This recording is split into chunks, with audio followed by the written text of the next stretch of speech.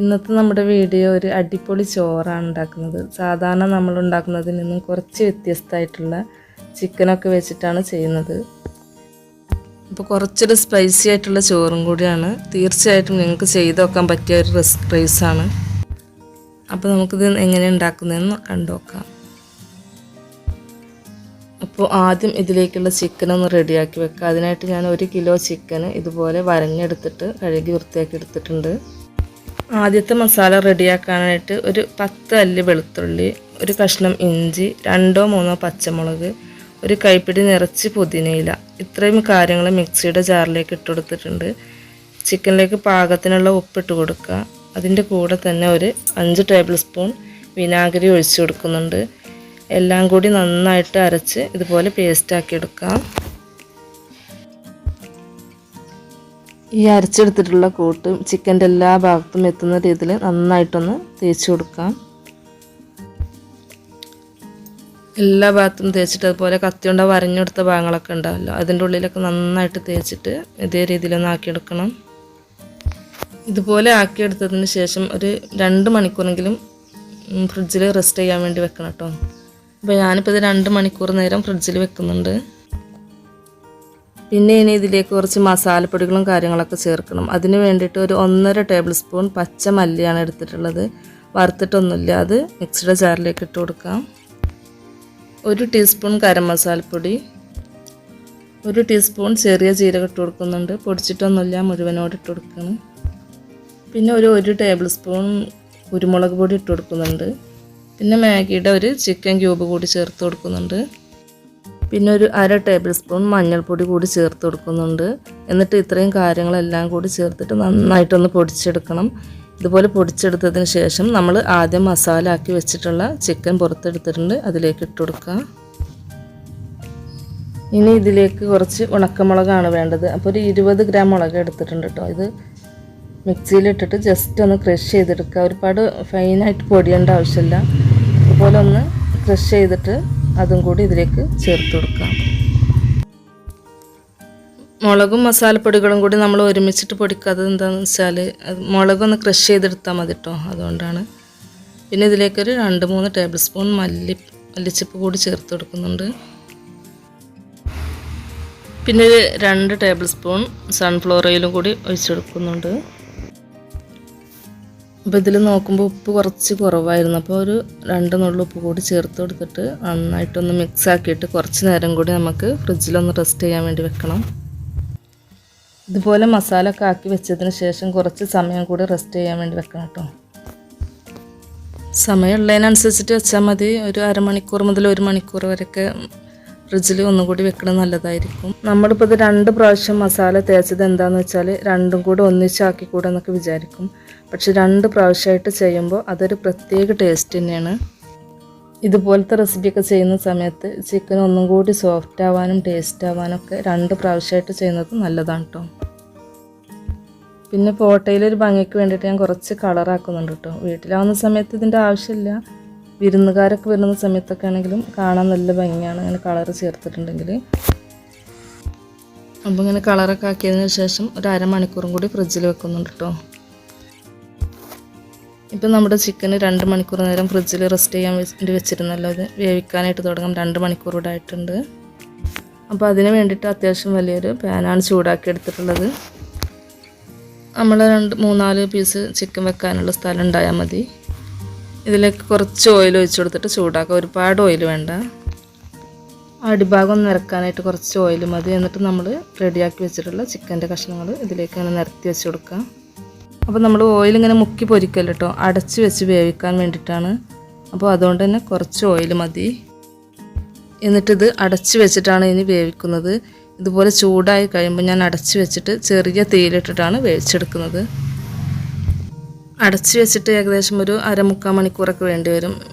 ഇതൊന്ന് തിരിച്ച് മറിച്ചിട്ടിട്ടൊന്ന് വെന്ത് കിട്ടാൻ വേണ്ടിയിട്ട്. പെട്ടെന്നായി കിട്ടാൻ വേണ്ടിയിട്ട് നമ്മൾ ഒരിക്കലും തീ കൂട്ടി വെച്ചിട്ട് ചെയ്യരുത് കേട്ടോ. ചെറിയ തീയിലിട്ടിട്ട് കുറച്ച് ടൈം എടുത്തിട്ട് തന്നെ ചെയ്യണം, എന്നാലേ ഇത് കറക്റ്റായിട്ട് കിട്ടുള്ളൂ. കാരണം ആ മുളകിൻ്റെ മസാല അല്ലെങ്കിൽ കരിഞ്ഞ് ആകെ നാശമായി പോകും. അപ്പോൾ 15 മിനിറ്റ് കഴിയുന്ന സമയത്ത് തുറന്ന് നോക്കുമ്പോൾ ഒരു ഭാഗമൊക്കെ അത്യാവശ്യം വേവാനായിട്ട് തുടങ്ങിയിട്ടുണ്ടാവും. അപ്പോൾ പതുക്കെ ഒന്ന് ഇത് മറിച്ചിട്ട് കൊടുക്കുക. അങ്ങനെ ഒരു 1-2 പ്രാവശ്യം തിരിച്ച് മറിച്ചിട്ടിട്ട് ഒന്ന് വേവിച്ചെടുക്കുക. വേവാത്ത പ്രശ്നം വരില്ല, എന്തായാലും വെന്ത് കിട്ടും. എന്തായാലും വെന്ത് കിട്ടാൻ വേണ്ടിയിട്ട് ഒരു 1/4 മണിക്കൂർ ടൈം എടുക്കും. അപ്പോൾ 2-3 പ്രാവശ്യമായിട്ട് തിരിച്ച് മറിച്ചിട്ടിട്ട് ഒന്ന് ചെറിയ തീയിലൊന്ന് വേവിച്ചെടുത്താൽ മതി. വേവാത്ത പ്രശ്നം എന്തായാലും വരില്ല, കാരണം നമ്മൾ അടച്ച് വെച്ചിട്ടാണ് ചെയ്യുന്നത്. അപ്പോൾ ഇതിന് അടച്ച് വെച്ചിട്ട് ഒരു 15-20 മിനിറ്റ് അവിടെ ഇരിക്കട്ടെ. ആ ഒരു ബ്രസ്റ്റിൻ്റെ ഭാഗമായതുകൊണ്ട് തന്നെ കുറച്ച് കൂടുതൽ ടൈം വേണ്ടി വരും. ചെറിയ തീയിൽ അതൊന്ന് വേകുന്ന സമയം കൊണ്ട് നമുക്ക് അടുത്ത അടുപ്പിൽ റൈസ് റെഡിയാക്കാം. അപ്പോൾ ചോറ് റെഡിയാക്കാനായിട്ട് ഞാനിപ്പോൾ വിറകടുപ്പിലാണ് റെഡിയാക്കുന്നത്. അപ്പോൾ ഇതിലേക്ക് കുറച്ച് സൺഫ്ലവർ ഓയിൽ ഒഴിച്ച് കൊടുക്കാം. എന്നിട്ട് ആദ്യം ഇതിലേക്ക് കുറച്ച് ക്യാരറ്റാണ് ഇട്ട് കൊടുക്കുന്നത്. ഇതൊന്ന് വഴറ്റിയെടുക്കണം. ഇത് ജസ്റ്റ് ഒന്ന് വഴന്ന് കിട്ടിയാൽ മാത്രം മതി കേട്ടോ. ചോറിൻ്റെ മേലെ ഇടാൻ വേണ്ടിയിട്ടാണ്. ഇതിലേക്ക് കുറച്ച് അണ്ടിപ്പരിപ്പ് കൂടി ചേർത്ത് കൊടുക്കുന്നുണ്ട്. ഇതും കൂടി ഒന്ന് വഴറ്റിയെടുത്തിട്ട് ഇതിൻ്റെ കൂടെ കുറച്ച് മുന്തിരി കൂടി ചേർത്ത് കൊടുക്കുന്നുണ്ട്. എന്നിട്ട് ഇതൊന്നായി എല്ലാം കൂടി നന്നായിട്ട് വഴറ്റിയിട്ട് കോരിയെടുക്കാം.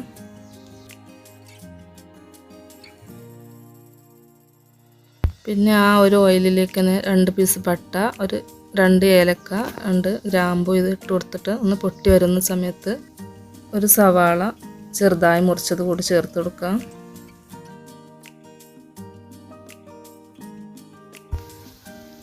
ഉള്ളിയൊക്കെ അത്യാവശ്യം ഒന്ന് വഴന്ന് വന്ന സമയത്ത് നമുക്ക് ഇതിലേക്ക് 1 ടേബിൾ സ്പൂൺ ഇഞ്ചി വെളുത്തുള്ളി ചതച്ചത് ചേർത്ത് കൊടുക്കാം. ഒരു 3-4 പച്ചമുളക് കൂടി ചേർത്ത് കൊടുക്കുന്നുണ്ട്. കീറൊന്നും വേണ്ട, അങ്ങനെ ഇട്ട് കൊടുത്താൽ മതി. എരിവ് കൂടുന്ന പ്രശ്നമൊന്നും ഉണ്ടാവില്ല. പച്ചമുളക് ഇങ്ങനെ ചേർത്ത് കൊടുക്കുന്ന സമയത്ത് നല്ലൊരു ഫ്ലേവർ കിട്ടും. പിന്നെ ഒരു ടേബിൾ സ്പൂൺ കുരുമുളക്, മുഴുവനായിട്ടുള്ള കുരുമുളക് ചേർത്ത് കൊടുക്കുന്നുണ്ട്. എന്നിട്ട് ഇനി ഇതിലേക്ക് ഒരു ചെറിയ തക്കാളി എടുത്തിട്ട് മിക്സിയിലിട്ട് നന്നായി പേസ്റ്റായിട്ട് അരച്ചെടുത്തുള്ളതാണ്. അതും കൂടി ഇതിലേക്ക് ചേർത്ത് കൊടുത്തിട്ട് പാകത്തിനുള്ള ഉപ്പും കൂടി ചേർത്ത് കൊടുക്കാം. എന്നിട്ടൊന്ന് വഴന്ന് വന്ന സമയത്ത് ഇതിലേക്ക് ഒരു ഉണക്കനാരങ്ങ കൂടി ചേർത്ത് കൊടുക്കുന്നുണ്ട് കേട്ടോ. ഇനി ഉണക്കനാരങ്ങ ഇല്ലെങ്കിലും കുഴപ്പമൊന്നുമില്ല. നമ്മൾ ചോറ് വെക്കുന്ന സമയത്ത് കുറച്ച് ചെറുനാരങ്ങയുടെ നീര് ചേർത്ത് കൊടുത്താൽ മതിയാവും. ഇനി ഇതിലേക്ക് 1.5 കഷ്ണം ചിക്കൻ ക്യൂബ് കൂടി ചേർത്ത് കൊടുക്കുന്നുണ്ട്. എന്നിട്ട് എല്ലാം കൂടി ചേർത്തിട്ട് നന്നായിട്ട് ഒന്നുകൂടി വഴറ്റിയെടുക്കാം. പിന്നെ ഇതിലേക്ക് ചേർത്ത് കൊടുക്കുന്നത് 1 ടേബിൾ സ്പൂൺ ടൊമാറ്റോ സോസാണ്.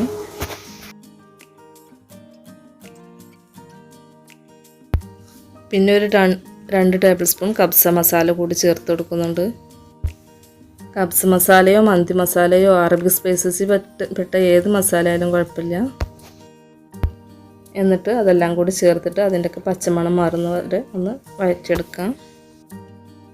ഇനി ചോറിലേക്ക് ആവശ്യമായിട്ടുള്ള നല്ല ചൂടുവെള്ളമാണ് ഒഴിച്ച് കൊടുക്കുന്നത്. അപ്പോൾ നമ്മൾ 1 കിലോ അരിയാണ് എടുക്കുന്നത്. അതിലേക്ക് ഒരു 7 കപ്പ് നല്ല ചൂടുവെള്ളമാണ് ഒഴിച്ച് കൊടുക്കുന്നത്. നമ്മളിപ്പോൾ ഇതിലേക്ക് സെല്ല ബാസ്മതി റൈസാണ് എടുക്കുന്നത്. അപ്പോൾ അത് ഒരു 1.5 മണിക്കൂർ നേരം കുതിർത്താനായിട്ട് വെച്ചിരുന്നു കേട്ടോ. കുതിർക്കുന്നത് കൊണ്ട് തന്നെ അധികം വെള്ളം വേണ്ട. ഒരു 6-7 കപ്പ് കുതിർന്നതിനനുസരിച്ചിട്ട് വെള്ളം എടുത്താൽ മതി. എന്നിട്ട് ഒരു 1.5 മണിക്കൂർ നേരം ഞാൻ കുതിർത്താൻ വേണ്ടി വെച്ചിരുന്നു. അപ്പോൾ ഇതിലേക്ക് ആവശ്യത്തിന് ഉപ്പ് ഇട്ടിട്ട് ഇതൊന്ന് മൂടി വെച്ചിട്ട് തിളക്കുന്നത് വരെ ഒന്ന് തിളപ്പിച്ചെടുക്കാം. അപ്പോൾ വെള്ളമൊക്കെ അവിടെ കിടന്ന് തിളക്കട്ടെ. ആ സമയം കൊണ്ട് നമുക്ക് ചിക്കൻ ഒന്നും കൂടി നോക്കണം. ഇത് ഇപ്പോൾ അത്യാവശ്യം ഇവിടെ റെഡി ആയിട്ട് വന്നിട്ടുണ്ടല്ലോ. അപ്പോൾ പാകത്തിന് സെറ്റായിട്ട് വന്നിട്ടുണ്ട്. എന്നിട്ട് ഒന്നും കൂടി വേണമെങ്കിൽ ഒന്ന് തിരിച്ചിട്ട് കൊടുക്കട്ടോ. എന്നിട്ട് പാകത്തിന് എല്ലാ ഭാഗത്തും വേവിച്ചെടുക്കാം. അപ്പോൾ നമ്മുടെ ചോറിനുള്ള വെള്ളമൊക്കെ നന്നായിട്ട് തിളച്ച് വന്നിട്ടുണ്ട്. ഇതിലേക്ക് 1 ടേബിൾ സ്പൂൺ നല്ല നെയ്യാണ് ചേർത്ത് കൊടുക്കുന്നത്. പിന്നെ ഇതിലേക്ക് ഒരു ഉരുളൻകിഴങ്ങ് ചെറുതായി മുറിച്ചത് കൂടി ചേർത്ത് കൊടുക്കുന്നുണ്ട്. അത് ചോറ് വേവുന്നതിൻ്റെ കൂടെ തന്നെ അങ്ങനെ കിടന്ന് വെന്തോളും. ഇപ്പോൾ വെള്ളം നല്ലോണം തിളച്ച് വരുന്ന സമയത്ത് നമ്മളിതിലേക്ക് ബസ്മതി റൈസ് ചേർത്ത് കൊടുക്കുക. സെല്ല ബസ്മതി റൈസാണ് ഞാനിവിടെ എടുത്തിട്ടുള്ളത് കേട്ടോ. നമ്മൾ കബ്സ മന്തിക്കൊക്കെ വാങ്ങിക്കുന്ന റൈസ് ഉണ്ടല്ലോ, അത് വേണം. സാധാരണ ബസ്മതി റൈസ് കൊണ്ട് ചെയ്താൽ അത്രയ്ക്ക് ടേസ്റ്റ് ഉണ്ടാവില്ല. അപ്പോൾ അതന്നെ നോക്കിയിട്ട് എടുക്കുക. അപ്പോൾ ഞാൻ നേരത്തെ പറഞ്ഞതുപോലെ തന്നെ ഈ ഒരു ബസ്മതി റൈസ് എന്തായാലും കുതിർക്കാനായിട്ട് വെക്കണം കേട്ടോ. ഒരു 1.5 മണിക്കൂർ തന്നെ എന്തായാലും വേണ്ടി വരും കറക്റ്റ് കുതിരാൻ വേണ്ടിയിട്ട്. അപ്പോൾ നന്നായിട്ട് കഴുകിയതിന് ശേഷം കുതിർത്ത് 4 കപ്പ് റൈസ്, അതായത് 1 കിലോ ബസ്മതി റൈസാണ് ഞാനിതിലേക്ക് ചേർത്ത് കൊടുക്കുന്നത്. അപ്പോൾ ഉപ്പൊക്കെ പാകത്തിന് നോക്കിയതിന് ശേഷം ഇതൊന്ന് അടച്ച് വെച്ചിട്ട് ഒന്ന് വെള്ളം വറ്റിച്ചെടുക്കുകയാണ് ചെയ്യുന്നത്. ഊറ്റിയെടുക്കല്ല. തീ ഒന്ന് കുറച്ച് വെച്ചിട്ടാണ് നമ്മൾ അരി വേവിച്ചെടുക്കുന്നത്. ഇടയ്ക്ക് ഇതുപോലെ ഒന്ന് തുറന്നിട്ട് ഇളക്കി കൊടുക്കേണ്ട കാര്യം മറന്നു പോകരുത് കേട്ടോ. എന്നാലാണ് എല്ലാ ഭാഗത്തും ഒരുപോലെ വേവെത്തി കിട്ടുള്ളൂ.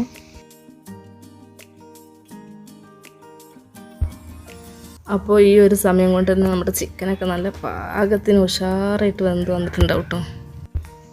ശരിക്കും നല്ല അടിപൊളിയായിട്ട് തന്നെ വെന്ത് വന്നിട്ടുണ്ടാവും. അപ്പോൾ ഇനി നമ്മൾ ചെയ്യുന്നത് എന്താണെന്ന് വെച്ചാൽ ഇതൊരു പ്ലേറ്റിലേക്ക് എടുത്തിട്ട് മാറ്റി വെക്കുക. അതിൽ നിന്നും കുറച്ച് ഓയിൽ നമ്മുടെ ചോറിലേക്ക് ആവശ്യമുണ്ട്, അതെടുക്കാൻ വേണ്ടിയിട്ടാണ്. അപ്പോൾ ആ ഒരു സമയം കൊണ്ട് തന്നെ നമ്മുടെ ചോറും പാകത്തിന് വേവായിട്ട് കിട്ടിയിട്ടുണ്ട്. നല്ല ഉഷാറായിട്ട് തന്നെ വെന്ത് വന്നിട്ടുണ്ട് കേട്ടോ. ഇനിയിപ്പോൾ ചിക്കൻ ഇതിൻ്റെ മേലേക്ക് വെച്ചിട്ട് ജസ്റ്റ് ഒന്ന് കുറച്ച് സമയമൊന്ന് ദം ചെയ്തെടുത്താൽ മതി. ഇതിപ്പോൾ നമ്മൾ ചിക്കൻ വേവിച്ചെടുത്തുള്ള ഒരു ഓയിലും മസാലയാണ് കേട്ടോ. അപ്പോൾ നമ്മൾ ആദ്യം ഒഴിച്ചിട്ടുള്ള ഓയിൽ ഒരുപാട് വറ്റി പോയിട്ടൊന്നുമില്ല, കുറച്ചുണ്ടാവും. അപ്പോൾ ആ ഒരു മസാലയിൽ നിന്നും കുറച്ച് ഓയിലും കുറച്ച് മസാലയും 1 ടേബിൾ സ്പൂൺ മസാലയും കൂടി ചോറിൻ്റെ മേലേക്ക് ഇങ്ങനെ കുറച്ച് ചേർത്ത് കൊടുക്കുക. എന്നാലാണ് നമ്മുടെ മസാലയുടെ ഫ്ലേവർ നമ്മൾ റൈസിന് വന്നിട്ട് നല്ലൊരു റൈസായിട്ട് നമുക്ക് കിട്ടുക. അപ്പോൾ നമ്മൾ ആദ്യം പറഞ്ഞതുപോലെ തന്നെ കുറച്ചൊരു സ്പൈസി ആയിട്ടുള്ളൊരു റെസിപ്പിയാണിത്. കുറച്ച് എരിവൊക്കെ ഉണ്ടാവും. എരിവൊക്കെ ഇഷ്ടപ്പെടുന്ന ആർക്കും ഇതിഷ്ടാവും. എന്നിട്ട് നമ്മൾ റെഡിയാക്കി വെച്ച ചിക്കൻ്റെ പീസുകൾ ഇതിൻ്റെ മേലേക്ക് ഇങ്ങനെ നിരത്തി വെച്ച് കൊടുക്കുക. ഇനി നമ്മൾ ചിക്കനും റൈസൊക്കെ ഒന്ന് സ്മോക്ക് ചെയ്തെടുക്കാൻ വേണ്ടിയിട്ട് ചെറിയൊരു പാത്രം വെച്ച് കൊടുക്കുക. അതിലേക്ക് ചെറിയൊരു പീസ് ചാർക്കോൾ നന്നായി കത്തിച്ചിട്ട് വെച്ച് കൊടുക്കുന്നുണ്ട്. അതിലേക്ക് ഒരു 2 തുള്ളി ഓയിൽ ഇതുപോലെ ഉറ്റിച്ച് കൊടുക്കുമ്പോൾ നല്ലൊരു പുക വരും. അതൊന്ന് അടച്ച് വെച്ച് കൊടുക്കുക. നല്ലൊരു സ്മോക്കി ഫ്ലേവർ നമ്മുടെ ചോറിന് കിട്ടാൻ വേണ്ടിയിട്ടാണ്. ഞാനിപ്പോൾ ഇതിൻ്റെ മേലെ ഒരു വെയിറ്റ് വെച്ച് കൊടുത്തിട്ടുണ്ട്. അതിൻ്റെ ഫ്ലേവറൊന്നും പുറത്തേക്ക് പോകാതിരിക്കാൻ വേണ്ടിയിട്ടാണ്. നമ്മളിപ്പോൾ ഇതിൻ്റെ മേലെ ഒരു വെയിറ്റ് വെച്ച് കൊടുത്തിട്ടുണ്ടായിരുന്നു. ഒരു 10 മിനിറ്റ് കഴിഞ്ഞ ശേഷം തുറന്ന് നോക്കുന്ന സമയത്ത് ഇതാ നല്ല സ്മെല്ലൊക്കെ കിട്ടുന്നുണ്ട്. ഇനിയിപ്പോൾ ഇതിൽ നിന്നും ആ സ്റ്റീലിൻ്റെ പാത്രമായിട്ട് മാറ്റി കൊടുക്കാം. ഇനിയിപ്പോൾ നമ്മളിതിലേക്ക് ആദ്യം വറുത്ത് മാറ്റി വെച്ചിട്ടുള്ള ക്യാരറ്റ്, കാഷ്യൂ, മുന്തിരിയൊക്കെ ഉണ്ടല്ലോ, അത് ഇതിൻ്റെ മേലേക്ക് കുറച്ച് ഒന്ന് വിതറി കൊടുക്കുക. കുറച്ചവിടെ മാറ്റി വെക്കാം, നമ്മൾ സെർവ് ചെയ്യുന്ന സമയത്ത് മേലിട്ട് കൊടുക്കാൻ വേണ്ടിയിട്ടാണ്. പിന്നെ കുറച്ച് മല്ലിയിലും പുതിനയിലും ചെറുതായി മുറിച്ചത് കുറച്ചുകൂടി ഇട്ട് കൊടുക്കുന്നുണ്ട്. ഒരുപാടൊന്നും വേണ്ട, ബിരിയാണിക്ക് എടുക്കുന്ന അത്ര ഒന്നും വേണ്ട, ഒരു സ്പൂൺ ഇട്ടെടുത്താൽ മതി. ചിക്കൻ്റെ 4 പീസും ഒരു പ്ലേറ്റിലേക്ക് മാറ്റി വെക്കുക. എന്നിട്ട് ചോറൊന്ന് മിക്സാക്കി എടുക്കാൻ വേണ്ടിയിട്ട്, എന്നിട്ട് ചോറ് മൊത്തത്തിലൊന്ന് മിക്സാക്കി എടുക്കുക. നമ്മൾ ചിക്കൻ ഫ്രൈ ചെയ്തിട്ടുള്ള മസാല ഒക്കെ ചേർത്തതല്ലേ, അതൊക്കെ എല്ലാ ഭാഗത്തേക്കും ഒന്ന് എത്തി കിട്ടാൻ വേണ്ടിയിട്ടാണ്. നന്നായിട്ട് അടി ചേർത്തിട്ട് ഇളക്കിയിട്ട് കൊടുക്കാം.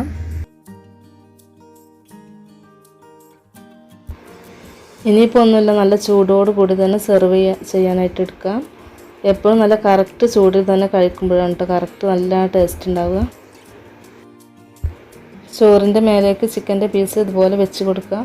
എന്നിട്ട് നമ്മൾ ആദ്യം മാറ്റി വെച്ചിട്ടുള്ള ക്യാരറ്റ് കാര്യങ്ങളൊക്കെ ഉണ്ടല്ലോ, അത് ഇതുപോലെ ഇതിൻ്റെ മേലേക്ക് കുറച്ചിങ്ങനെ ഇട്ട് കൊടുക്കുകയാണെങ്കിൽ നല്ല ഭംഗിയുണ്ടാവും.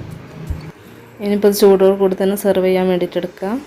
അപ്പോൾ സ്പെഷ്യൽ ഗസ്റ്റൊക്കെ ഉണ്ടാകുന്ന സമയത്തൊക്കെ തീർച്ചയായിട്ടും നിങ്ങൾക്ക് ചെയ്ത് നോക്കാൻ പറ്റുന്ന നല്ലൊരു റൈസ് റെസിപ്പിയാണ്. നിങ്ങൾക്ക് ഇഷ്ടമാണെന്ന് വിചാരിക്കുന്നു. ചെയ്ത് നോക്കുന്ന സമയത്ത് നിങ്ങളുടെ ഫീഡ്ബാക്കൊക്കെ ഒന്ന് അറിയിക്കണേ.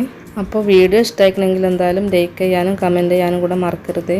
ഇൻഷാ അല്ലാഹ് മറ്റൊരു റെസിപ്പിയുമായി വീണ്ടും വരാം. ശരി, താങ്ക്